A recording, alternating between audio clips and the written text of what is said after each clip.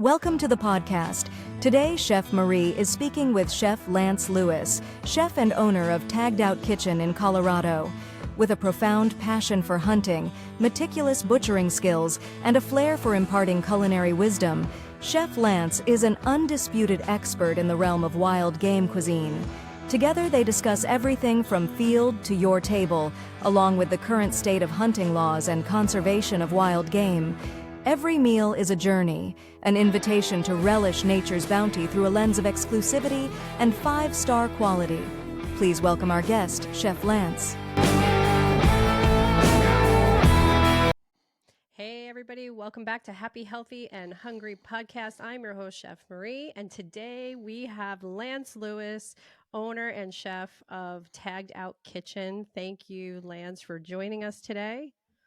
Hi, Marie. Thank you for having me. Super excited to be part of the Happy, Healthy, Hungry podcast. Thank you.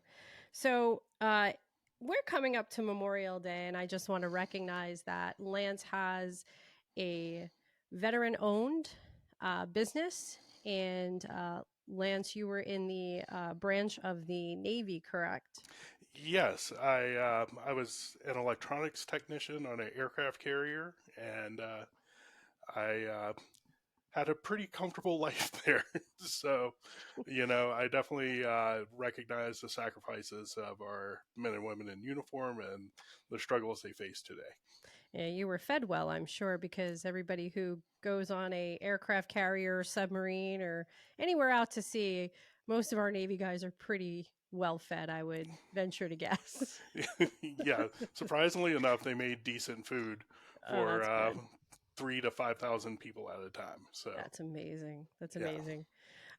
So tell me a little bit and basically give us a little bit of a background of what Tagged Out Kitchen is. So when I first found you, somebody had mentioned you somewhere. It was in a magazine, and I have a family of hunters, and they're like, "Hey, look at this guy. He's a chef. He's out in Colorado, and he's doing a lot of wild game, and it's kind of like right up our alley." So Yeah. the more I was reading about you, I was like, "Wow, this is really cool. I'd love to bring you on the podcast. I'd love to interview you because chef to chef, and you're really extremely talented in the area of wild game." Um, so the name I love, Tagged Out. So if anybody who doesn't know, if you're a hunter, you tag out your deer, you tag out your elk, right? You got to put a little tag on them for state regulations and everything else. So was that the inspiration for your name? Absolutely. I mean, surprisingly enough, picking a name for a business was one of the hardest things I've ever done. Really? Uh, I, you want it to sound organic and natural and inviting, and you also want to get the point across what it is that you do. Yeah. So Yeah. I landed on Tagged Out Kitchen because without tagging out, there is no kitchen. So That's true. That's true. So at the end of a successful hunt, you tag out, and now is the next phase, which is personally my favorite phase, bringing everything into the kitchen. Eating. Yeah. Yeah. So what would you say was your inspiration for starting this? So how did you go from being on a aircraft carrier to what's that transition? So how did you get to food? How did you get to the place you're at now? It was a very long, winding road, but We got plenty of time. in a nutshell, after my time in the Navy, I moved back to my original home, which was in Louisiana.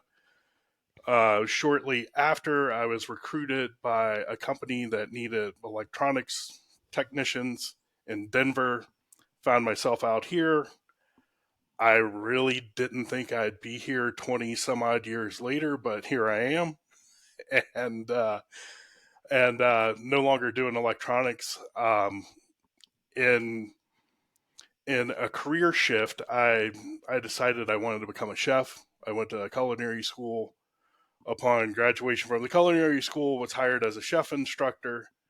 Had always been a lifelong hunter, fisherman, outdoorsman, and working as a chef instructor, teaching recreational classes such as pasta making and those sorts of things, I would often get asked, so I have some elk in my freezer or I have some deer in my freezer. What would I do with this?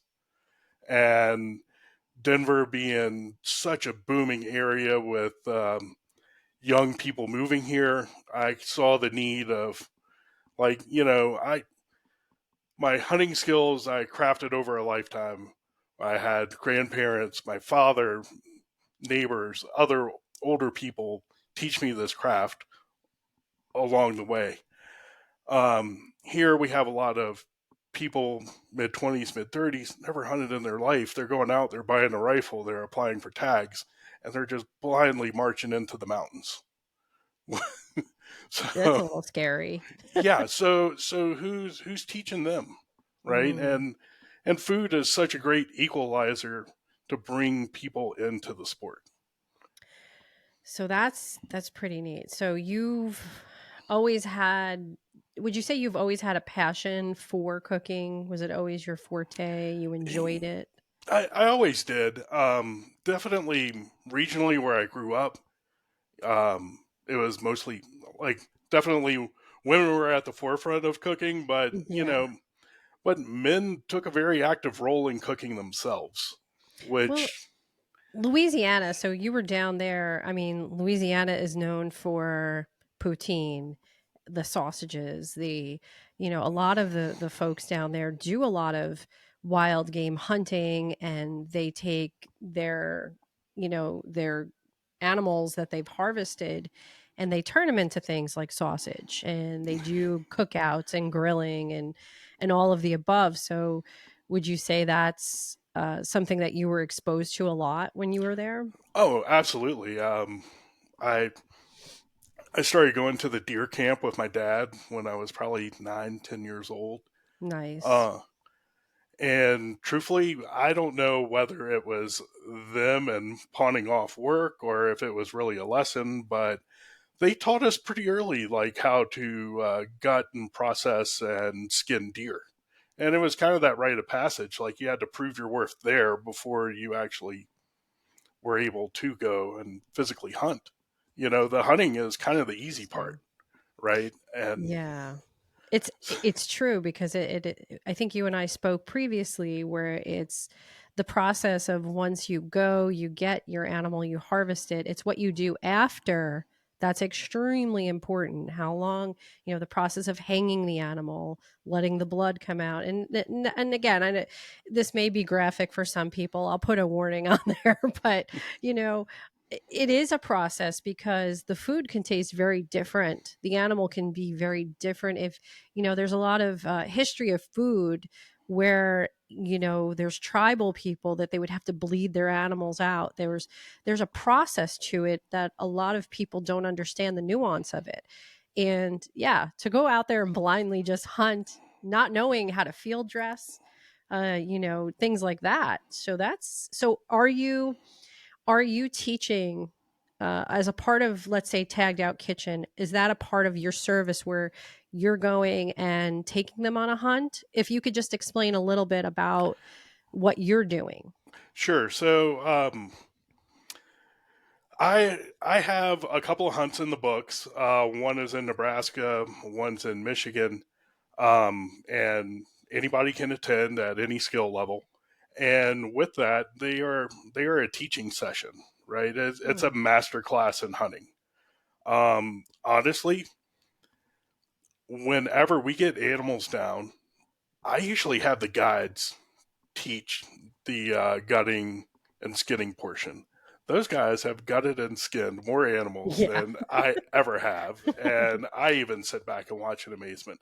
But it's an arrangement that I make with the outfitter that they understand that this is teaching, right? It's not Hmm. like I want your guys offering it to the client to actually gut their own animal, Sure. and work with them and show them the do's and don'ts. And I've found a couple outfitters that I work with that understand it. They love the concept. For them, it's not they're not selling trophy hunts, but they understand that every new hunter is a potential trophy hunter at some point in time. and they really get behind it, and they really get behind growing the sport and growing the sport in the right way, and that's teaching ethics up front. So when you say ethics, what would that be? Because there's a lot of folks that are listening that may not know the difference between a trophy hunt versus a conservation hunt, right? Because Yes. that's how I usually distinguish them. So if you could explain that a little bit, that would help. So, in essence, a trophy hunt, and keep in mind in the North America hunting model, most of your, I would say almost all of them require that you take the meat with you. Like Mm-hmm. you, like, so whether you are shooting a trophy animal, which is by American standards, a buck with a large rack, you Mm-hmm. still have to take that meat. And since you're taking that meat, you might as well utilize that meat. Yeah.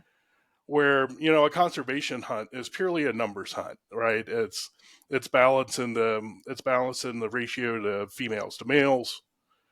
And because if that balance is too off kilter, then it actually brings in disease to the herd.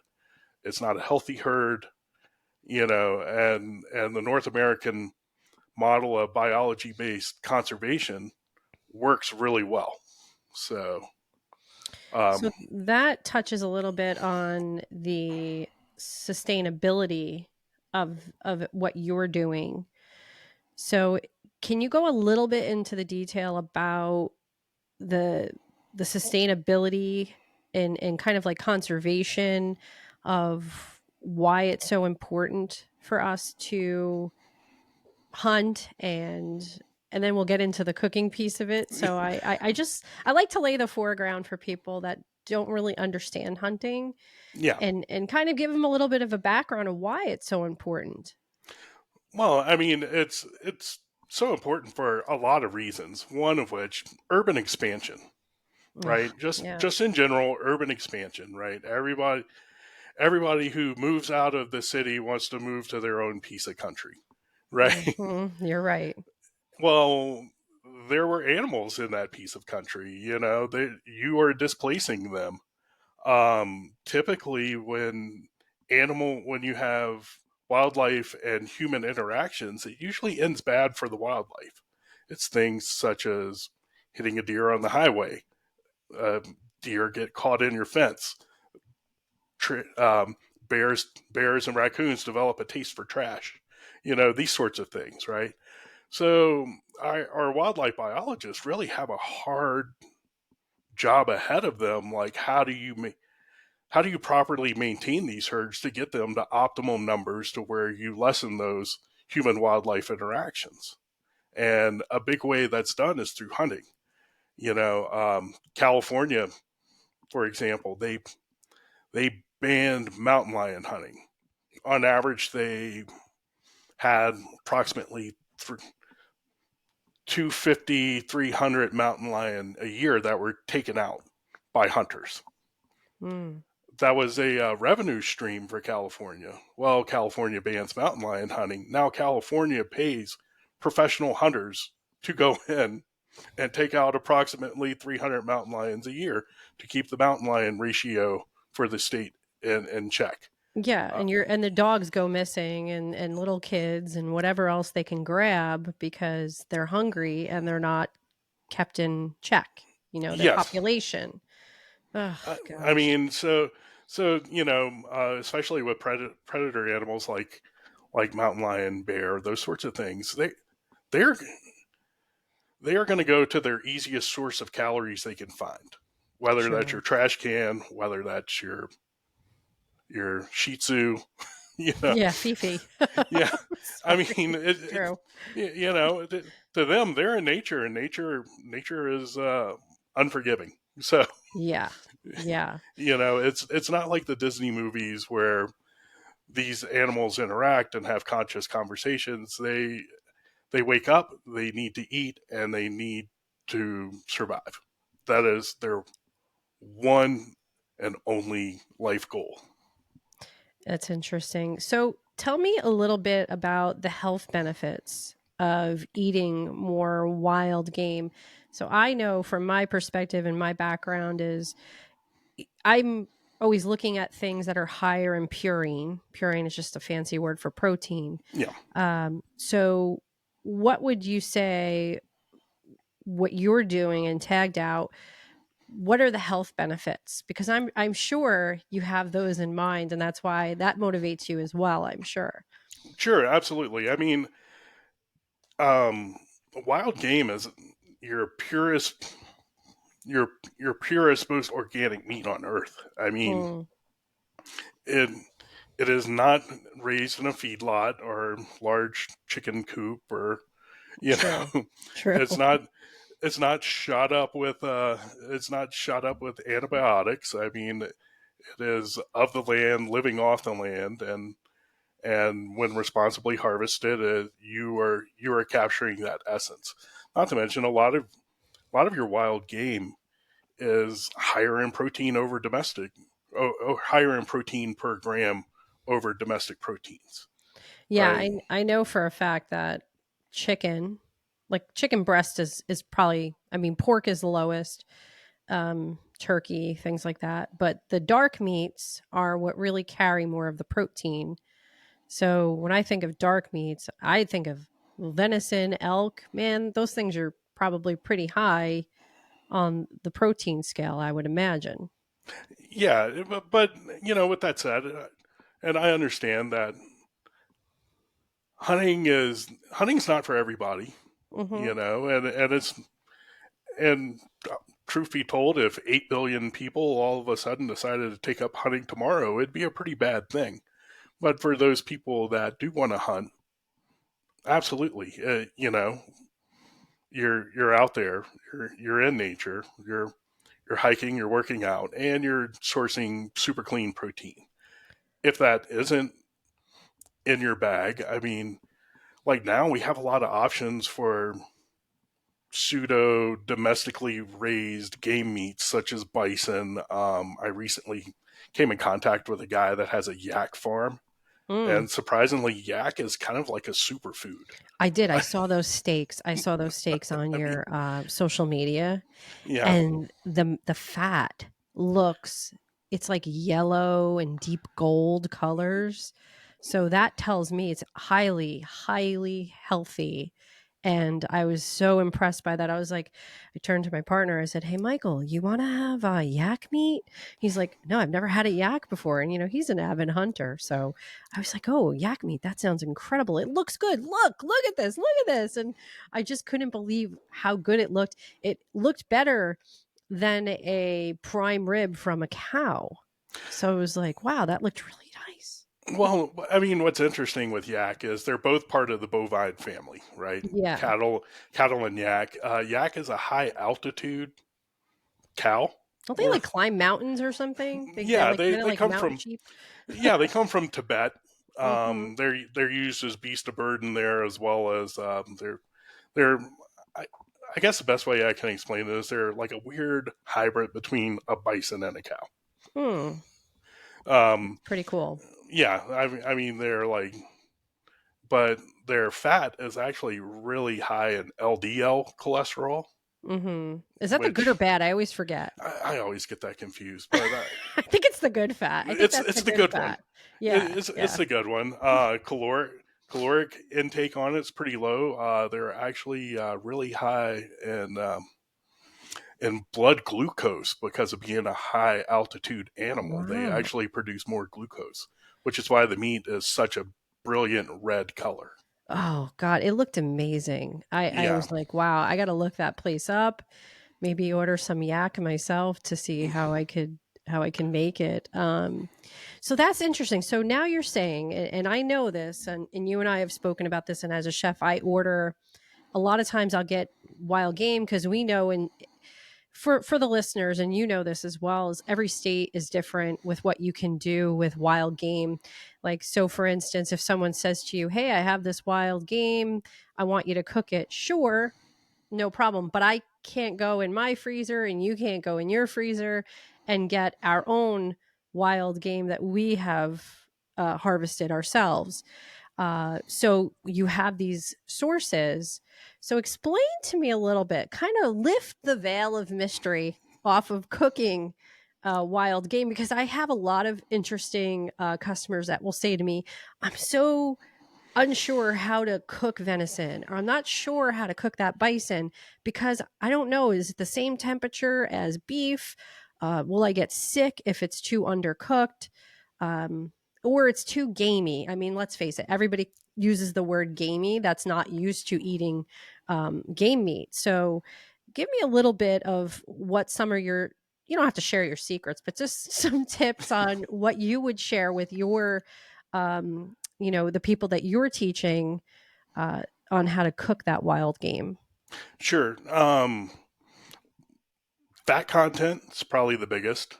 Um, Part of why you can somewhat relatively make a steak palatable, well done, is the fat content, right? um, I typically most venison, bison, that sort of stuff. I never really like to cook more than medium. Um, with that said, I like to tell people my rule of thumb in regards to can you cook it medium or do you need to cook it well is does it have a foot or a hoof? Most That's good. most animals with a foot, Hmm. they're predators. They stand a high chance of contracting trichinosis. Oh, Those you typically want to cook well, right? Like okay. like the consumption of black bear is like probably one of the number one factors of human trichinosis. What is trigonosis?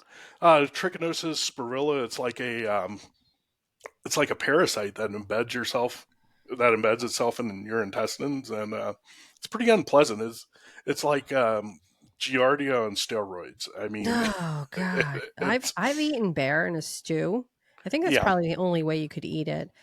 It was good, but I have to tell you, days later was a little rough. It was a yeah. little rough on my digestive system, so I had to take a lot of enzymes and probiotics and stuff. But I get that now. I understand. Oh, I didn't know that even existed. Yeah.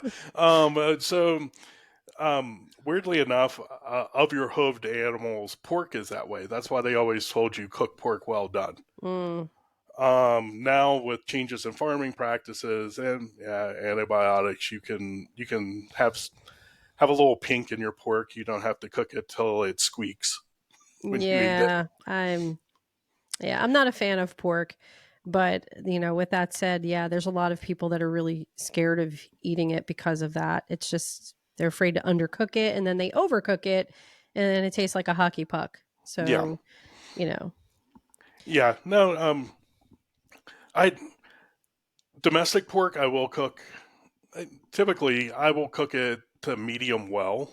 hmm Um, and with that said, I mean, obviously, pork butts, those sorts of things, you really want to slow cook and yeah, render the out all slow the burns. collagen and stuff, and really tenderize that meat. But on things like a pork loin, yeah, I'll let it go between medium well, usually.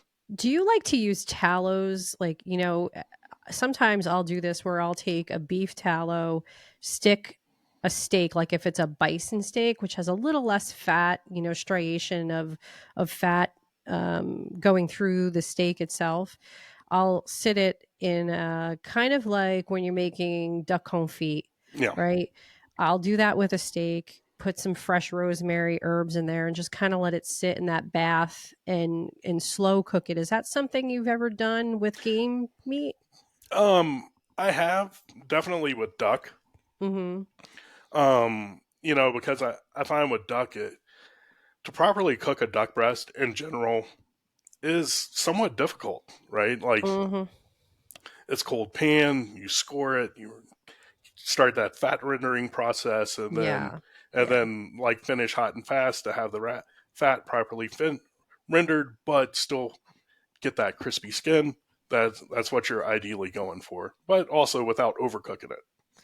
You know, Yeah, that's the trick with duck. So I like to make whole duck. My yeah, family absolutely, my customers, my family, everyone loves it. What I do is I will soak it in a brine.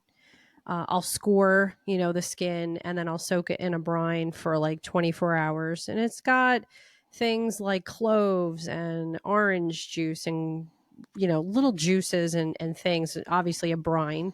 Yeah. um, and I'll take that out, pat it out, dry it like really well, then let it sit overnight in the refrigerator uncovered Yeah. to kind of dry that skin out a little bit more. And then I put it in the oven for 3 hours, and you got to keep rotating it every hour. So I keep it Yeah. on a rack, and it's like you got to rotate it.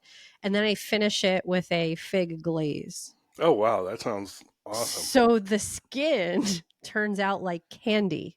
Yeah. It's like a crispy candied skin, and oh my God, I could eat that right now. Like that is like probably one of my favorite ways to cook duck. Yeah. No, and that sounds delicious. I do something kind of similar. So, like, definitely with duck legs. Also, I love to work with the parts of the animal that are Yeah. kind of typically perceived lesser than. So, like with venison and elk, I love shanks and neck. Those are my absolute favorite cuts.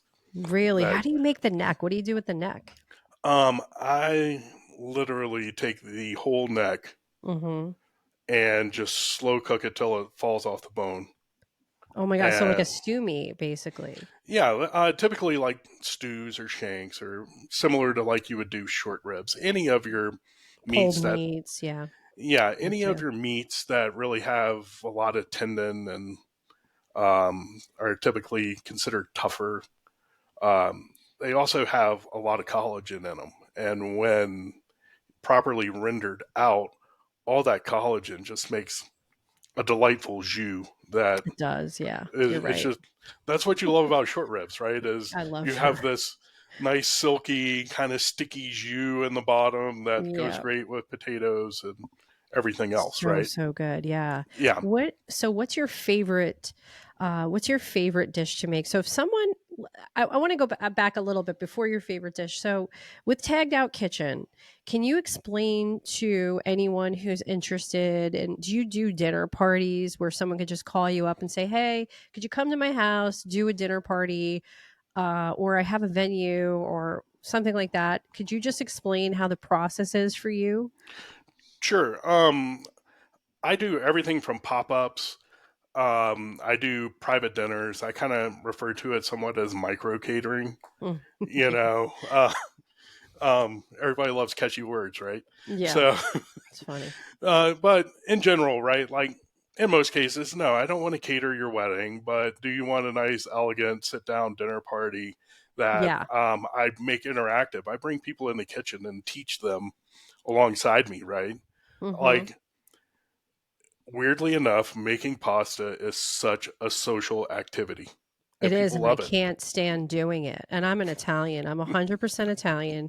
And when people tell me, "Can you come and cooking lessons?" Because I do cooking lessons, few and far between. The summer months I don't, and the Yeah. holidays I can't because we're just too busy. I can't stand just making pasta. To me, it is a very cathartic and cool thing to do, but I just think it I just don't know what it is. Maybe because there's so many people here that know how to make it. So Yeah. I don't get that many requests. So I could imagine in Colorado you probably get a lot of people saying, "Oh, that's so much fun." But Yeah. how would you incorporate wild game? Do you do that into every one of your experiences? No, I usually mix it up. I typically like to leave people with skills, whether they're cooking wild game or Mhm. everyday cooking. They Okay. walk away with some new culinary skills, right? Mhm. I typically try to find something where I can get into a little bit of knife skill work. Have people have people dice an onion, a celery, and a carrot, and let's make some mirepoix, right? Like, Yeah. and but with that, you're teaching them the proper way to hold a knife. You're teaching them a few of the basic cuts. You're explaining some of the more advanced cuts, right? Because those questions always come up, Oh and yeah. and I like to do something with knife skills. I always like to do something seared to really explain what searing is, Mhm. right? If you look at cookbooks, the recipes that usually reference searing something, they're horrible. They Yeah. always Yeah. have a time. They always tell you like medium high heat for 3 to 5 minutes. Yeah. Yeah. Well, when you cook, you have five senses, and not one of them is a clock, right? It's Like true. you That's true. use those five senses to tell you when you need to flip, right? Like I always like to tell people, like, you'll see a line start to go up the side of the steak. If you look at the edge, you'll start to see caramelization happen, right? In Yes. various Yes. stages. You'll smell, like, you can smell when something's starting to burn, Oh, right? you sure can. And by the time you smell the burn, it's probably a little too late. I mean, Yeah, that could happen with everything. you, Um, the oil has a different sizzle at different yes. points, right? Yes. Like, I try to explain to people to use those senses more so than I've seen people, and I know people that if it says 3 to 5 minutes, they're gonna set it down, walk away, and come back in 5 minutes, right? It's true. And I'll tell you, that's a very good point. Is that my way of teaching as well? Is when someone says, well, how long, even the kids do it. When's dinner going to be ready? When it speaks to me and when it's ready. Yeah, Well, what do you mean? I said, there's no, you're going to get these classically trained culinary chefs that are going to tell you, oh, it's literally what you just said, 3 to 5 minutes. Well, 3 minutes is very different than 5 minutes. It could actually make such a difference that it could be completely seared and overcooked if you go a couple of more minutes. yeah, So I never like to do that. I always go by sense and touch. It's like yeah, touch the meat. Feel like you gotta kind of become one with the food that you're making. And I love that approach because I have the same ideology when it comes to and thought process with food because every oven cooks differently. yeah, Every stove cooks differently, whether you have heat, electric. I do not like electric stoves. I when I see them and when I walk into a place, I'm like, oh no, electric. I can't for some reason. I just cannot control electric. Although I can control induction. I love induction. yeah. I Induction is way more controllable than electric. Yeah. Well, with induction, I think the only thing that's marginally off-putting about it to me is the limitation of cookware. Yeah, yeah, that's Um, true. I mean, aluminum is not your best cooking substrate, but it's cheap and a lot of people can afford it, right? Yeah, yeah. I'm a advocate of a company that's out in Texas called Salad Master, and I and I use their stuff because it's titanium steel. And gotcha. the only reason there's many reasons I do use it, but the one reason I do like it is because there's aluminum in there, is just a fine little bit, just enough inside all of the layers protected so that your Yeah, food will never come in contact with it. Right. gotcha. So you're not going to leach any heavy metals or garbage into your food. And second, it's the safe 316 Ti that can go into the body, so it won't leach. Like I said, it won't pit, it won't rot, and it's also very um, efficient, I guess, because it pulls. It's radiant. The way they make it, it actually pulls the heat or the temperature out of the room, Yeah, and it acclimates immediately to the temperature of the room, so it doesn't take as long to heat the pan up. So I get that. That's really why I use them mostly yeah, because I just like the cookware and stainless steel. Not a lot of people like that. A lot of people like nonstick because they're just beginners or novice at cooking, right? yeah. Um, but yeah, I get that. I get that. I mean, truthfully, all your cookware has a place Yes. at some point, right? Like, ideally, at home and professionally, I cook mostly with like your high carbon French steels. Mm-hmm. I love those. They used to be incredibly cheap, and then all of a sudden, it became like the short rib. Everybody found out about it, Yeah. and and now they are incredibly expensive. Anything carbon steel Yeah, is like through the roof. If you It's funny because I follow metals, like metals on the stock market, yeah, and I try to tell individuals, listen, cookware is not regulated at all. It's the only one of the very few industries that are not regulated on the market. So anybody from anywhere in the world can make cookware, and that's it. There's no regulation at all. Yeah. So uh that's cool, but you got to be like super selective. But steel right now is just the prices are through the roof, so that Yeah. makes sense. And carbon fiber, there's like hex clad, there's all these different ones that are out on the market. But Yeah. Well, that, and I mean, like cast iron. I do go out of my way to find vintage cast iron oh, I love that. just because I mean it's smooth. The stuff now is not smooth. It's gritty. It's gritty. Yeah. It doesn't have the same, I don't know what they're doing, but they're not making it the same way. It's very like uh, rigid. If you run your fingers over a brand new pan before even doing anything, it almost feels like paint or something Yeah. that's like bubbly and in the pan. And I'm like, what the hell is that? I'm like, but there's a person, and I could get you their info. Is they actually refinish. They work on vintage cast iron, and I found them on TikTok of all places. And I do believe they're in Texas or Colorado. They might actually be in Colorado, somewhere out there, uh, somewhere Yeah. yonder, not in Jersey. Yeah. Actually, I've seen a few of those where they'll go through and they'll go through and put the cast iron like in these different acid baths and like Yeah, electroshock it to yeah, clean it and then like reseason it and stuff. I don't do that necessarily. I will get in and just scrub the stuff, and I use things like brake cleaner and whatnot to get it to as bare metal as I can get it, and then hmm wash it really well, and then reseason it yeah. and do that sort of stuff. But that that cookware will last you forever.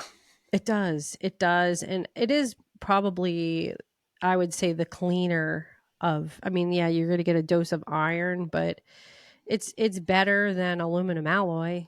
Yeah, A lot of these pots that are the green pan and all that, yeah, it's all aluminum alloy. It's not pure aluminum because it'll melt. yeah, And not a lot of people know the difference between the two, which is crazy to me.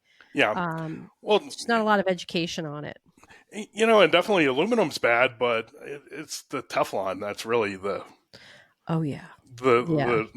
the true carcinogen of a Well, lot that's of what it that is. stuff too, The right? Teflon, it's the aluminum alloy, cheap aluminum alloy pans, and then they're Yeah, coated in this crappy Teflon. And I think to myself, who the fuck is eating off of this? Like, I'm sorry, pardon my language, but it really it aggravates me, because you could go into like a dollar store and you could pick up and you could feel them. They're like light as a feather. yeah. And I'm like, who the hell? I mean, I get it if you're on a budget and you need to cook something, but really, this is what to I, me is so dangerous, that there is no it's regulation around this cookware, that and it's so anybody can prevalent. make it.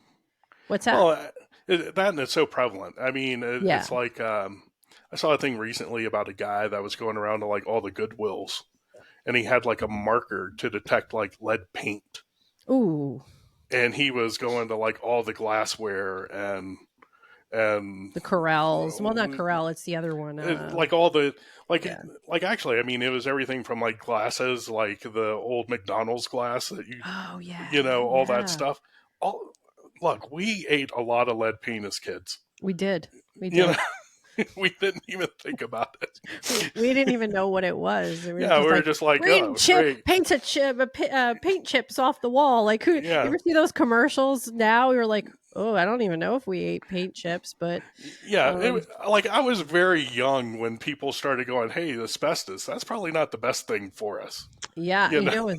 my dad was so exposed to it as a CB, Yeah, overseas and stuff, and asbestos was so prevalent during the 50s and 60s. Nobody had an idea. They used to wrap their chimneys with asbestos inside the house to keep them yeah, insulated or whatever. Nobody knew how yeah. bad that was. But, we may come here, 30 years from now, where people are like, oh, you have aluminum poisoning or some kind of poisoning, chemical poisoning from blah, blah, blah cookware. Who knows? Like, hopefully we Well, won't, but I mean, truthfully, even within my lifetime, though, I've seen so many trends like come and go, and then only to find out like in like the 80s, there was a point in time when everything was labeled as light. Like Yeah. Low fat, light, light. Margarine is better for you than butter. parquet. All that sort of stuff. I think my first food awakening with that though was when I went to Europe for the first time. Oh my god, the raw butter. Everything Yeah, was like the butter every, was like gold and yeah, beautiful and so different, right? yeah. Here it is. I'm a 22-year-old kid. I really didn't know much about much, but I detected pretty quick. I didn't see fat people in Europe. No. And No. they were drinking like whole cream and butter, and they were using all this stuff for all these years that we were told in the United States was bad for us. Oh yeah, we had the whole like the calisthenic low fat diet where it was like, "Oh yeah, just cut out the fat cuz fat makes you fat." So now my favorite saying is fat doesn't make you fat. And no one who comes to me ever looks for a low fat, like, we're going to skip on the steak and Yeah. we don't want butter on our vegetables. I don't get those kinds of people. And I hope you don't either. No, I have them in my family, Yeah, oh no. and I just don't tell them what I cook with. Nah, they don't know. Well, And they they don't don't know, know. and they're What hurt like, "Oh them? my god, this is delicious." Yes, That's all yes, that it is. matters. That's all that Right? matters, right? It's a vegan dish. Yeah, Ooh. Is that yeah, tofu or is that chicken? yeah. But again, tying that back to wild game. Yes. Wild game has never had to have a recall, right? Oh, that's true. I like that. I'm going to I write mean, that down. Wild. Listen, I got my marker. I'm writing wild game has never been recalled. Bam, done. yeah. I mean, so if you really are trying to eat healthy and really are trying to eat the best that you can, then sourcing it yourself is probably the only way you can ensure that. Oh goodness. So here's a question, and I'm not going to get political, but I just want to just talking about the current environment. If everything goes to shit and we need to hunt, where does someone start to learn to even understand how they can harvest animals and process them and cook them, you know? I I think truly to be a responsible, successful hunter, you need to establish your method of take. Is that going to be a rifle? Is that going to be a slingshot? Is that going to be a bow? Right? Mm, Are you going to put out snares? Whatever. But understand what method you want to use and work to become good at that. Um, I I know a lot of hunters. I've personally hunted with a lot of hunters that have a rifle that have the best optic money can buy, and it is it's the greatest thing ever. And they pull it out once a year and shoot 5 times the week before hunting season, and go, I can't believe I missed it. mhm. It whether Because you think they're focused on you got muzzle loader, which is the one shot black powder you know season, then you got shotgun season, then you got bow season. So you have all these different breakdowns of different I guess what's the word I'm looking for? The think of the help me. yeah. So you have all these What weapon are you using? different methods of take, right? Yes, different. I don't want to say weapon because they're not weapons. They're just what your weapon the things of how you're taking your animal, how you're harvesting your animal. There are so many ways and there's seasons. And you're right. I think that's what happens is that they get caught up with, oh, I got this cool new thing, this new scope or whatever. And they only use it, like you said, for like 5 times. And then they're like, I can't believe I missed it. Yeah. Just, you know. But yeah, I would think that first and foremost is rule number one. Rule number two, understand what you're hunting. I mean, try to figure out the life pattern of if you're hunting rabbits. You need to know what rabbits like to eat and where they like to sleep Mm, and how they transition from A to B, okay. right? If you, uh, I mean, you may love duck, but duck only flies in the spring and fall, right? Yeah, So true. going out to do your midwinter duck hunt might not be your most advantageous time, right? I mean, Yeah. with that said, there's obviously exceptions to all the rules. God knows Canada goose go nowhere now; they just stay where they're born. But Yeah. That's true. They don't leave New Jersey. We're overrun. We have the geese police. we yeah, have we have and I don't even know what they do. I think they just go around with clackers just chasing them away. They fly away, but then they come back. Like I don't even know if it's like a what you would consider humane. I don't think that's humane. I think it's just scaring the crap out of them. And yeah, but yeah, I see what you're saying, and what do you believe is happening too with there's a little bit of a war with farming right now. So there's farmlands being bought by foreign entities, people here in the United States. They're, I mean, heard a crazy story. There was a cattle rancher in Oklahoma that, and it's happening everywhere. They're being, you know, someone's coming to them from somewhere and offering them money to kill their cattle off. And they're like, well, why? I just don't understand why. Well, I don't want to get into that, but I know yeah. why. I know the why. But Well, what does that say about us now when you talk about hunting? It seems like hunting is probably going to become more prevalent if that starts happening more because the amount of availability of cattle and other items may be less to for consumption to the public, wouldn't you think?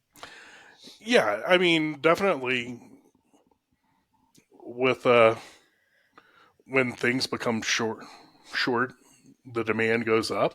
Mhm. Supply and demand dictates pricing.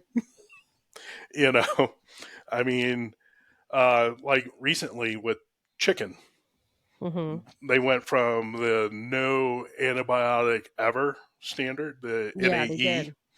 and now recently they just changed it to what is it, NAIHM, which I wrote this down because I thought it was It's great the first timing. I'm hearing of this one.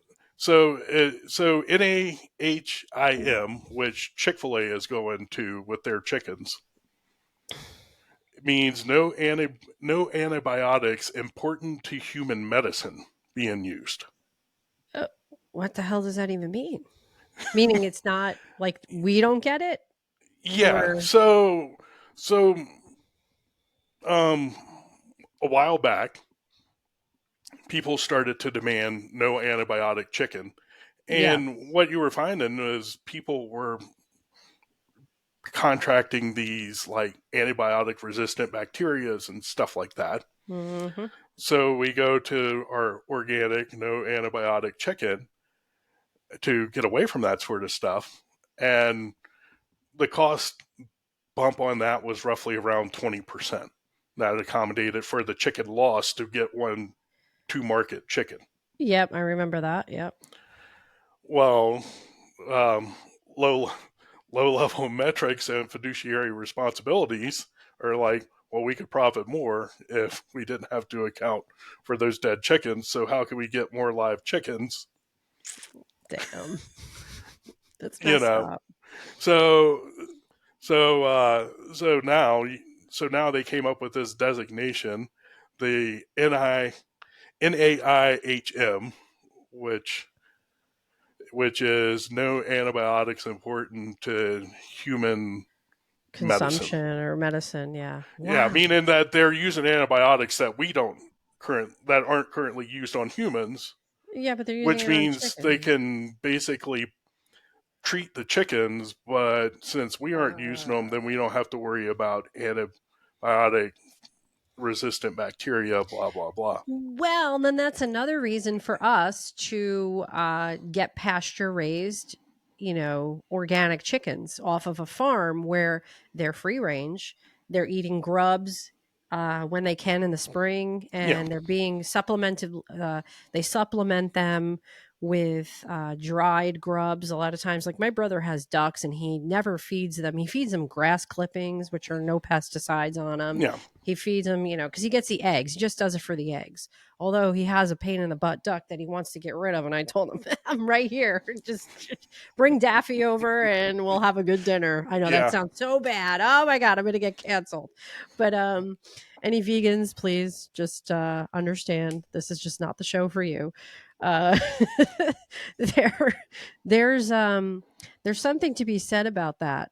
And I used to go to a farm, and I remember the chickens tasting so. I mean, no matter what I did, I could have put that in a crock pot for 30 hours, and the chicken was still tough. Yeah. And I went to the farm, wanted to see what was going on, and it wasn't the antibiotics, it wasn't anything like that. It was how they were slaughtering them. So there was this like little T where they kind of put the chicken's head in. Yeah. And when they get them, it just boop, boop, it's very humane. But the chickens were under duress. They were running around, they were grabbing them as their adrenaline is running, and then put it poop. And then all of a sudden, the chicken was just tough as can be. Yeah. And I said, this sucks. And even though they were fed good, Yeah. that's talking, we're going into how you slaughter the animal. Yeah. I think that's extremely important too. So, have you ever seen the movie Temple about Temple Grandin? Oh yes, I like her a lot. Yes, yes. I mean, what an eye-opening movie towards how to harvest animals, right? Yeah. And that was something very interesting because she was so, I think because of her highly sensitive, her perception, right? Yeah. How she was she was very connected. And those on the spectrum understand that connectiveness to everything around them, animals, life. Yeah. There's a lot for us to learn from her. I really want one of those cowboy shirts, though. I do want one of those cowboy shirts. I don't know if I would ever wear it, but I think to have it, it would be kind of cool. Yeah. But is there anything else that you want to touch on that's really important for you to get across with whether it be hunting conservation, being more active in your local states, anything? Truthfully, if there is anything that I really would like to touch on, it is your hunting organizations out there. I've done some work with a great one called the Sportsmen's Alliance. They are a lobbying group that are lobbying every day on hunters' rights. But whether you choose them or you choose one of your bigger ones that everybody knows of, like the Rocky Mountain Elk Foundation, Pheasants Forever, it is your outdoor conservation groups and lobbying groups that are actually putting boots on the ground to fix the environment around us. They are clearing creeks to refill marshes. They are, all of your anti-hunting groups, they're taking all of your money and they're putting it into advertising to tell other people that they're anti-hunting. They aren't doing anything for your environment to improve one thing for all of us. Wow. I mean, think about it. How many PETA funded park reconstructions have you seen? I mean, how many times have you seen PETA? How many times have you seen PETA out there cleaning trails and removing trash from nature? That is a very astute observation. I'm glad you brought that up because I myself have never even thought of that. So, I mean, honestly, whether you are a hunter, if you like nature, it still behooves you to put some money towards whether it's the Congressional Sportsmen's Foundation, again, Pheasants Forever, Trout Forever. I mean, there are every wildlife species out there. There is a forever organization for. Wow. Rocky Mountain Elk Foundation, Rocky Mountain Sheep Foundation, all of these organizations, they are lobbying for your hunting rights, but two, their members are getting out there and doing the hard lifting in nature to make nature accessible to us all. Wow. That's see, that's where it is. It's, I think, and I've always told people this too, is it's exactly what you're saying. You vote with your dollars. So it's, you want to go to, um, a store that doesn't help sustainability, and you're buying junk food and everything, you're just going to keep feeding that corporation that is poisoning us, rather than go to the local farmer or the local purveyor and work with them. And the same goes for what you were saying, where it's, instead of donating, you see those ads, it's like, oh, so many animals are being tortured and da da da da. Yeah, you know what? You know, PETA. I don't see, not to knock on them, but that's a very good point. It's like they prey on your emotion, thinking that you're going to fall for something and say, oh, I'm going to do as little as 50 cents a day. yeah, You could save this animal. you And know, where you never hear about these animals. I hear more about animals getting killed in the shelters, the domestic animals. yeah. I don't hear them helping anybody in nature, just like you said. So Well, I mean, truth of the matter is this: I would much rather give money to that obnoxious Cars for Kids commercial. you guys have them out there too. Oh, they're everywhere, Yeah. but it's a sham, Yeah. Oh, right? yeah. I know where it goes. Actually, I followed the map. Yeah, yeah. Where that It's went. I, I've followed it as well, and have seen some stuff about it. And this, CD. yeah, I'm not even going to dive into that. No. But no, like the Humane Society, look into. I mean, they're rated as like one of the worst nonprofits out there. I think it's something ridiculous, like 2 cents of every dollar actually Yeah. makes it to help an animal. But their CEO makes what, like 500 million a year. You That's what I'm know? saying. It's like, so if you're going to sit here and knock hunters, you're going to knock people that are trying to teach you how to eat healthier with what the land can provide us. I don't know. It's like, I get tired. I don't, I feel like it's a broken record. I don't want to preach, and I don't want to talk to those individuals because I feel like they're so closed off, yet I cannot stop because it's so important with what you're saying, is that uh, we have like cranberry bogs and things over here where the beavers come in. We've never had beavers to the extent that we have them now, and it's illegal to trap them now. It's Yeah, illegal to We can't physically trap or kill a beaver here in New Jersey, but you can call an organization that can come and trap it, but you have to pay for it, right? yeah, So we can't do it ourselves. We had a beaver here just on our front property, ripping little trees down and trying to set up like a whole thing. And I'm like, nah, it's not happening, buddy. We had to call somebody in. They took care of it.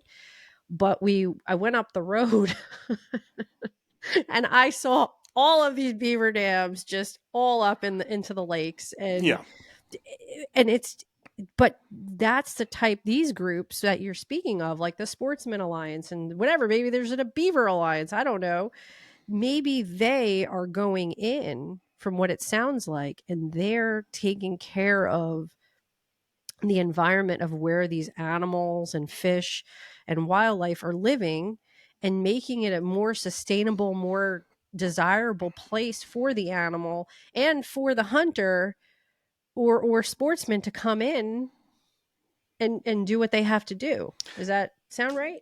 yeah. Well, I mean, so living in Colorado right now, I mean, we have the perfect political climate and the perfect.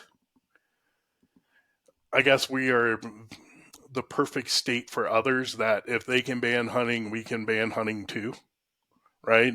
Yeah. So we have a lot of ballot box hunting wildlife management initiatives going on currently. Hmm. So recently there was the reintroduction of wolves. Now we have what's they're calling a trophy ban, and that is for mountain lion, bobcat, and lynx. Lynx are already federally protected. So them being on that in the first place is purely an emotional grab. The Mm-hmm. term trophy hunting is an emotional grab, right? Because Yeah. that implies like people are only taking this animal to have a trophy. To have its taxidermist go and put it up on their wall, right? Yeah. Yeah. But the way that it is written is basically the definition of hunting is like the pursuit, stalking, uh, a lot of verbiage in there that basically is the definition of hunting is in that bill. And if that bill passes, it's very easily to take mountain lion, bobcat out and replace that with deer, replace that Mm. with elk, replace that with bighorn sheep, right? It, so so I feel like right now my home state of Colorado is a huge test bed of if we can pass it there, then you're going to start seeing a lot more of this legislation Mm-hmm. popping up throughout the country. So what are they doing with wolves? What's that So, about? so the wolf reintroduction, which is asinine, and sure, at some point in time we had wolves. So did 99% of America, Yeah. right? Sure. I mean, yeah, Um, we know the storied history of them with the Native Americans and everything. Sure. yeah. Well, that was in the 1880s when we had an elk herd that wasn't being hunted by anything but a Yeah. few Native Americans and wolves, There weren't that right? many people here yet. Yeah. Got that. Exactly. So with Western expansion, people growing farms, so on and so forth, the wolf population was drove to the brink of extinction, and basically that's why Canada was the only place that had wolves for a long time.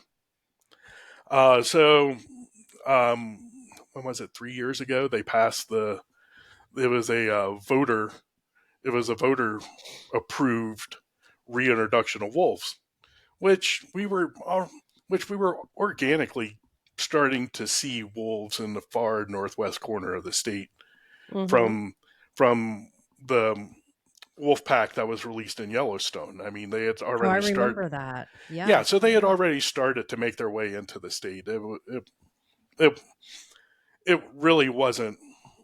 If you really wanted wolves, we would have them organically in 10 years anyway. Yeah.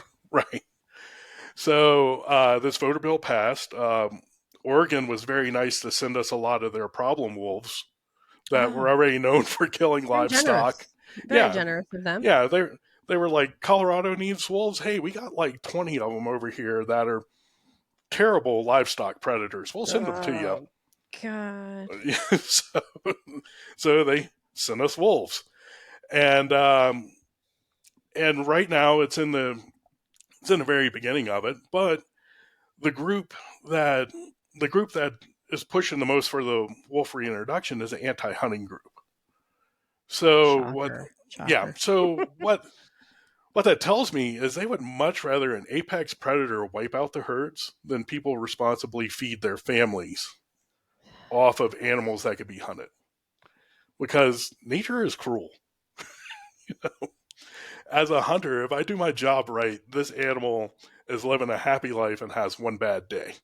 It isn't chased down by 100 wolves till it can't physically run anymore and killed by 1,000 nips at its heels, and then disemboweled while still Yeah. alive. Uh, uh, it is terrible. And that's a very good point. And I'm glad you got into that detail because see where it's like you're anti-hunting, and then those folks that don't believe in you should have a right to hunt with guns and et cetera, et cetera. You shouldn't hunt the animals, just leave the animals alone. Just what you described, disemboweled while they're still alive. That's way, way more cruel than it would be for a hunter to have that animal feed whomever, their family, friends, and conserve the herd, right? You're Yeah, culling in keeping checks and balances naturally, and they think it's unnatural, but having wolves, and then, well, the other thing too, having wolves now just opens you up again. You have small animals, you have children, you have, I mean, now you're talking wolves, or you have a 3-year-old going in your backyard thinking, oh, it's a doggy. Yeah. No, it's I a wolf, mean, and now your kid's gone. Like that's not good. yeah. I mean, you already have that enough with coyotes, right? Oh Um, yeah, the coyotes are rough. Yeah. and it's like the mountain lions, right? Yeah. An adult mountain lion kills a deer every 3 days of its entire life as an once it reaches maturity. So wait, one deer Every 3 days. every 3 days. Do the math. That's a lot. That is ridiculous. Yeah. So if you have 10, 5,000 5,000 mountain lions in an area, it takes a lot of deer to feed them. It does. It does. So then you throw wolves into the mix.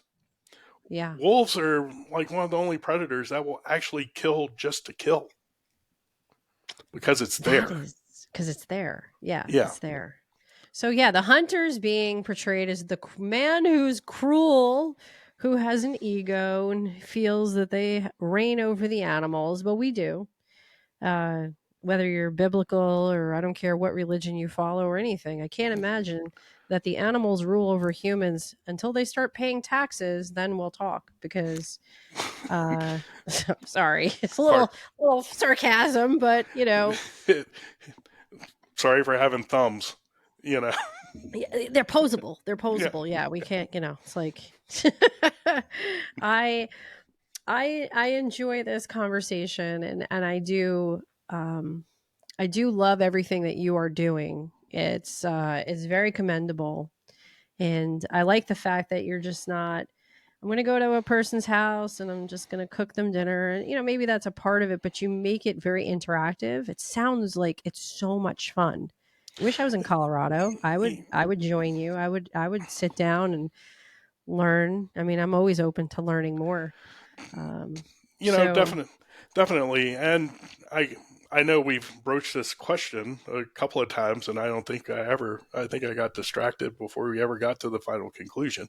But, but really, that's kind of what Tagged Out Kitchen is, right? It is, you, I like to tell people, think of it as a culinary experience with hunting, as that's great. opposed to a hunt that also has some culinary stuff going on, right? Yeah. Like I teach butchery, sausage making.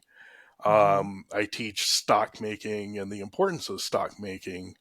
I really try to get into whole animal utilization, and again from that, it's it's into the kitchen for a comprehensive hands-on culinary course that concludes with our final meal at the end of an event. Well, that's interesting too, because there's a lot of farms, like hunting ranches. I know Ted Nugent. My brother's friends with Ted Nugent, and he's been to his game farms and done hunts with him and stuff. And my brother's a musician, so they know each other through that industry. And Ted always has people there cooking, but it's always an afterthought. So the hunting is the focus, and Yeah, then just sit down and have your food, have a meal, yeah, and it's just kind of like an afterthought. And I love the fact that you're really cultivating this into you're weaving that into the fabric of hunting, because that is, to me, the most important part. Obviously, as a chef, I'm a little biased, but I do believe that is like, okay, once you have the meat and the food, let's see what we could do. And the making of the stocks, the bone broths. It's funny.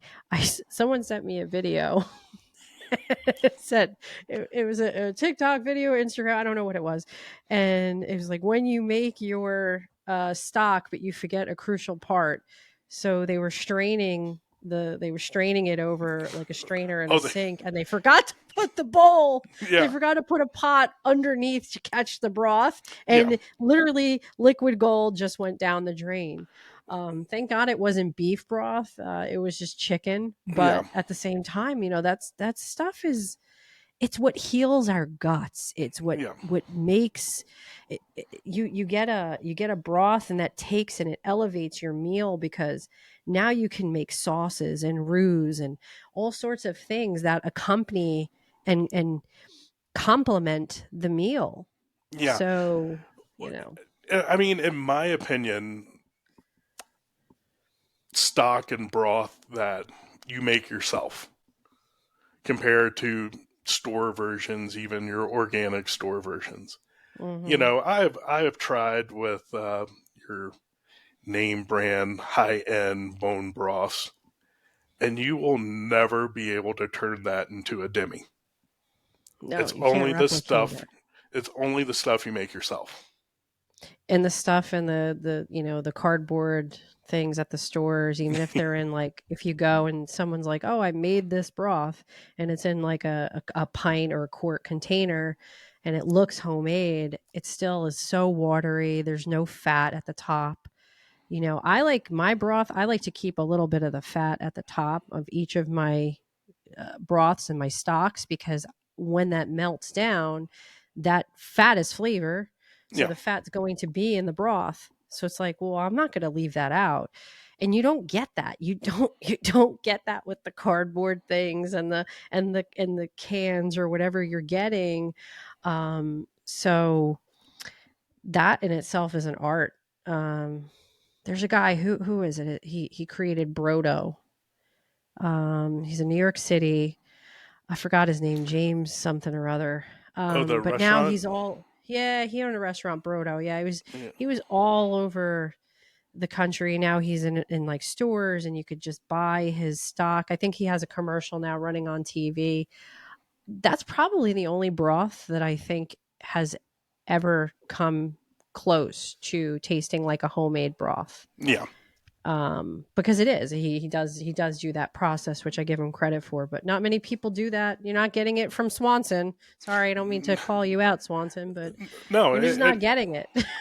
that and truthfully understanding what it takes to extract all the collagen and minerals out of bones.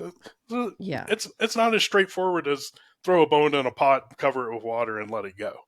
Right? no, Like there's a technique that's required to actually extract all the minerals and collagen and yeah, really draw all that out. And that is the part that's healthy for you, right? Like your body doesn't produce collagen. The only way you get yeah, collagen is ingesting collagen. So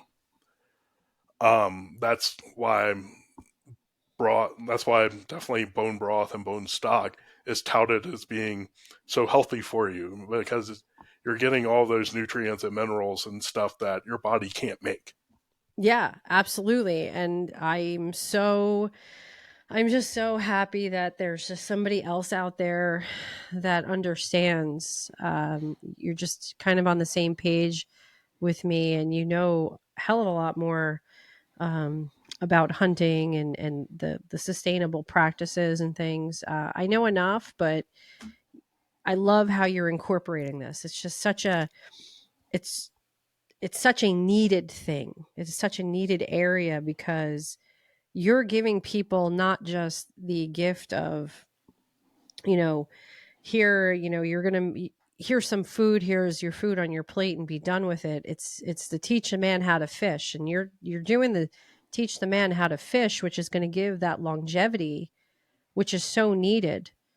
And I really enjoy that. I like that. I mean, as a hunter, I'm constantly evolving. I'm constantly learning. I'm constantly researching. And if the sport is going to continue in the way that we know it now, or even improve with access and that sort of stuff, the way to do it is through education, right? Like, who is Yeah. teaching this next generation how to do it? I Well, I'm a mean, little worried about this next generation. I don't know what's going on. I'm I don't know. It's and that could be a whole nother podcast, but it's definitely something that's needed, and I hope. Well, look, I take it all with a grain of salt, right? Like when we were Yeah. that generation, people looked at us and went, "Oh my God, we're screwed Gen now." Xers, yeah, Gen Yeah, Xers who they looked at Gen Xers like you guys are, you guys don't care about anything. No, we really don't. But as we got older, we do care about what we care about, and that's it. It's like we live in our bubble, and we know what we know, and we do it really well. And we're probably going to be the generation of people who work forever, yeah. because that's just like we're the latchkey kids. We're just like, got to make our own food at 7 years old. So we might as well just live like this forever. We never had to rely on anybody. It was always, we're very independent, and it is a generational thing. I'm hoping that the younger generations are kind of taking a page out of our book to be like, yeah, we could do this, and um, not have to rely on anyone or anything to help us. I don't know until they figure out that safe playground equipment and bicycle helmets are probably the downfall of society. You know, Yeah, we gotta. We gotta. They weren't around the merry-go-round, the metal yeah, merry-go-round at 90 degrees, 90 degrees, yeah, 90 degrees outside, where we were burning our skin on the metal and hanging from it, where our parents had no idea that we were like this close to death flying yeah. off that thing. Look, that one So, kid bent his elbow the opposite way, but it was a life lesson to us all. You know, oh my gosh, it. I think the other thing too is that um, they're they're putting a lot of, they as in federal government, whomever it is, the legislators, the people that have our, they're out for to help us, right? yeah. And they're putting a lot of safety things out there that are almost to the point where it's just too much. And like you said, it started with like the rubber chips down on the playground, and the safety equipment, and There kids just weren't. can't get hurt. We going to pretty soon they're going to be rolling them around in bubbles. Well, It's I think it's human nature, right, to like get that adrenaline spike. So yeah, the more you bubble wrap a society, they're going to push further to get that adrenaline spike, right? yeah, Like, there weren't extreme sports when back then. Living was no. extreme, you know. Skateboarding. No, skateboarding wasn't extreme. Snowboarding wasn't extreme. Now they call those the X Games. Everything is extreme, and I'm like, we would just go down the street on skateboards and ride down hills. We never thought it was extreme. Yeah, We but didn't we have didn't. helmets. But we didn't have to run it through an empty pool to get a jolt out of it. A rock on the road was more than scary enough, right? That's true. It's I true. mean, you know, The bottom line is that this generations, these up and coming generations, definitely need to know these skills. They need to not be afraid, put their devices down. If they want to use their devices for good, use it for tracking and mapping, and when they're going through the woods. The under I should say the overarching theme here is that everybody needs to get back out in nature. They get out in nature, observe what's going on around you, get your head out of your ass, and be one with what's out there. Because if we don't, we're going to let it be taken over by legislators and lobbyists that are gonna basically say like, hey, look, no offense, like when we had COVID, we couldn't go to the beach, we couldn't even go to the state forest. yeah, Why would we not be able to go out and breathe fresh air? And in the ocean is, that's grounding, that's nature. Why? See, that to me scares me, because if more people don't go into nature and don't do those things, it's going to be easier and easier for legislators to just do stuff like that in the future. So those are our parks. You can't tell us that we can't go there. That's ours. You know what yeah. I'm saying? It's like, why? I think there's a fine line, right? Like, sure, I think initially with COVID, yeah, we kind of don't know what this is. Maybe let's kind Yeah, of figure this out, true. dial it back a touch. But at a certain point, the there were a lot of people that still have not recovered from that much isolation and inability to get out. Yeah. You know, My father was one of them. My dad is 85 years old. The man was so active, went everywhere, did everything, and 2 years of just like solitude.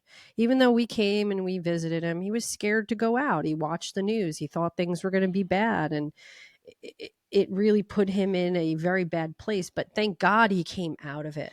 yeah, I just think of all the people that haven't come out of it, and that isolation essentially killed them, or it's slowly killing them still, because it, it's just, all in all, it was just terrible. We got to get yeah, out more. yeah.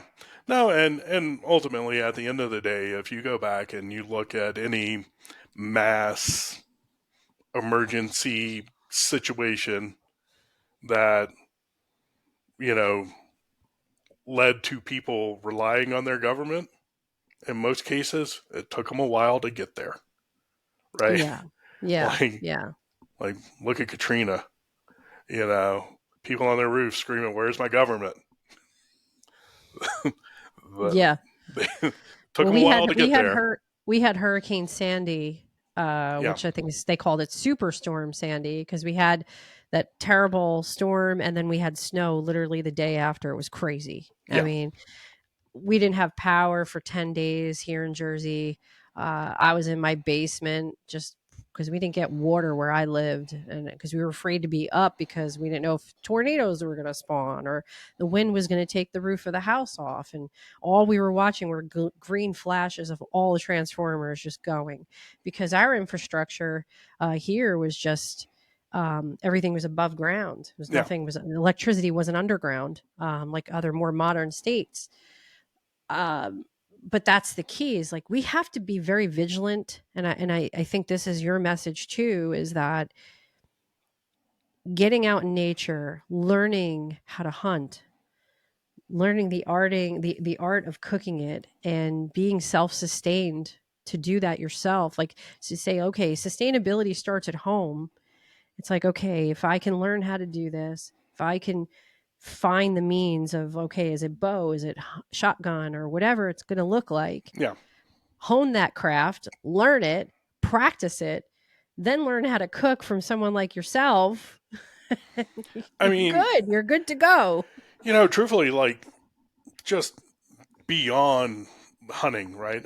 I've discovered I got a lot of new hobbies that I really enjoy and new things I really dive into. I mean, like I I practice long range marksmanship. I got to that point in trying to be more proficient with hunting. Mm, I go out and um, I go out and do archery competition. I do that because I got into archery because of hunting and really taking the seriousness of what I'm intending to do with that and to sure. do it in an ethical way. It led me to hobbies that made me better at it. See, that's nice. See, that is, again, you're taking something that you know and you developed, and then it led to more enrichment in certain areas which were very similar. So there's kind of like a lineage, uh, a path where it was a linear path of like, okay, I'm going to do this, this, and this, and it just opens you up, and it allows that, it makes you happy, I would assume, right? So Absolutely. it's like it's very fulfilling for you to do archery competition and kind of push yourself to see, what you could do. And um, uh, final words here, and I'm I am I'm always going to tip the scales on a little controversy. What would you, and I'm sure you've been encountered in your life with anti-hunters, people that say, I don't understand how you do this. What is one thing that you could say to someone who doesn't who's very anti-hunting, doesn't understand the harvesting of animals, and uh, what would you say to someone like that? That maybe even listening right now, that maybe not necessarily change their mind, but just kind of give them a, you know, Um, one word or one sentence, whatever. I think in general, if you consume meat out of a foam tray, you cannot be anti-hunting. If you really understood commercial farming and what it takes to get that meat into a white tray, you cannot think that my going out there and responsibly, ethically, humanely harvesting an animal is is is worse than what happens to animals that are in the commercial farming system.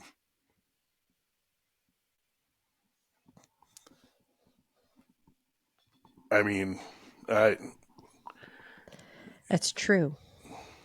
That I mean, is, that's very true.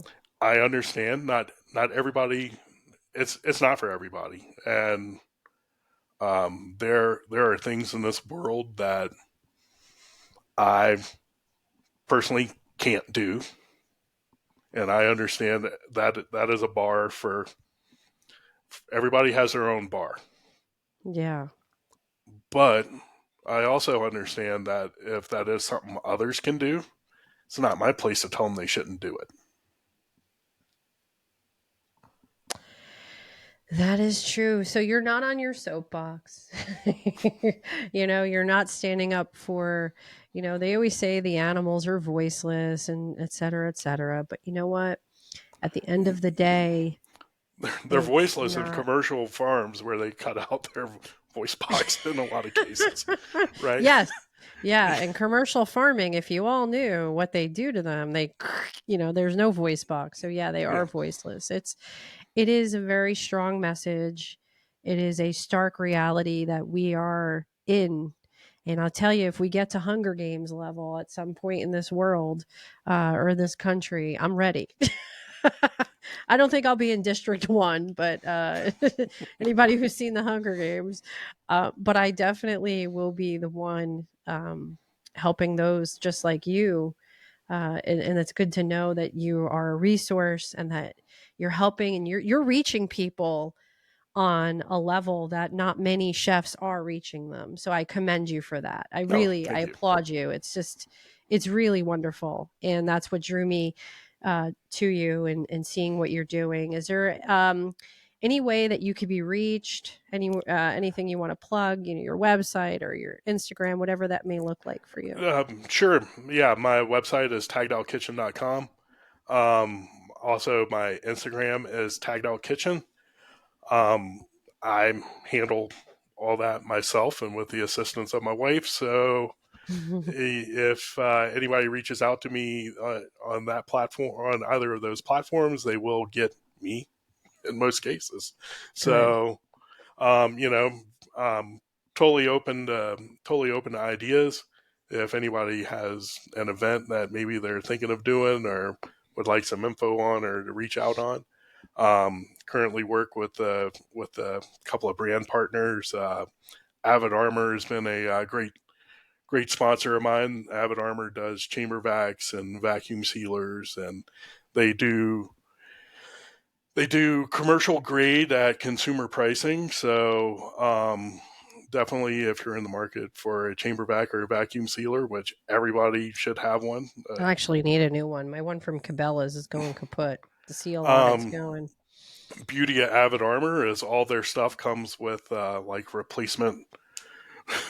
replacement comes with replacement parts. You can replace the heat bar and Oh, I nice. I like it. actually, yeah, no, their chamber vacs are phenomenal. If you do not have a chamber vac, you need to get a chamber vac. Well, listen, guys, I might become an affiliate of them now too. So I'm No, gonna start plugging them. compressed watermelon alone will change your life. Uh, That's so good. yeah. um, yeah, but no, there's a lot of great brand partners out there. Bow Creek Ranch is my yak connection. Bow Creek Ranch. We'll put that in there. bowcreekranch.com. They have yak as well as bison, pork, and beef. And Doug and Stephanie do a wonderful job. Do you know if they deliver cross country or? Oh, absolutely. Okay, They ship cross country, and actually their pricing is pretty good. I mean, it's about what you would pay if you were going to order bison from anybody. So, okay. Good. definitely an attainable price point. Well, that's good. And so if anybody wants to book with you, they can go to your website, taggedoutkitchen.com. Yes. Okay. Yeah, taggedoutkitchen.com. Instagram is probably where I'm most active. I post events as they arrive. Do you have? Would you ever be willing to travel? Let's say there's a farm in New York, Jersey, somewhere, and absolutely. they want you to come in. Absolutely. So, Okay. for instance, the ranch I work with in Michigan, I go out there. We set up an event and get that going. You know, obviously with any of these things, right? It's all about logistics. So, yep. I also have a great team of chefs that I work with and reach out to as I need a hand, that all come from a culinary education background. Mm-hmm. So whether it is taught by me or quite honestly by chefs that probably have a better resume than I do, you know, I'm a firm believer in surround myself with great people, and great things happen. I agree. You have to have a good team of people around the country. That I do the same thing. I'll just refer out, knowing that if I can't travel because of other obligations, you have another chef in line. But that's great. That's really great to hear. And so you hear that, listeners. If you have an event, if you have anything you might need, and if you are in the Colorado area, Chef Lance Lewis is going to be the man for you. And I highly recommend everybody go check out his website at taggedoutkitchen.com and his Instagram at taggedoutkitchen. Thank you very much, Lance. I very much appreciate you. And I want to thank our sponsors, Paleo Valley. Paleo Valley, I love you. You guys, I use your beef sticks and your protein bars on the run because I'm always on the run. Check out the link below for 25% off. I think I might be doing a 35% off store-wide with a link. No code needed. Just click on the link. Thank you very much, Paleo Valley. And Lance, I would love to have you on again. Maybe we'll do something in the fall and talk about, when's the rut? When's the rut out there? So elk is September, into August, 1st of September. Okay. Yeah, typical. The peak rut kind of hits at the end of archery, but before rifle out here. Yeah, we're November. Yeah. Our rut is like October, November. With deer, it typically hits like around December, which unless it's the Eastern Plains whitetail season, most of our hunts are done or haven't started or in a dead area during the peak ruts. Yeah, I'd love to have you come back, and maybe we'll just share some recipes, some things and methods of cooking some game, and I don't know, it'd be fun. Yeah, absolutely. Thanks, Marie. All right. Well, this has been a pleasure, Lance. Thank you so much. And thank you for listening to the Happy, Healthy, and Hungry podcast. We appreciate your support and encourage you to follow, like, and share our content with your friends and family. Together, we can continue to inspire others and grow our community. We'll see you on the next episode.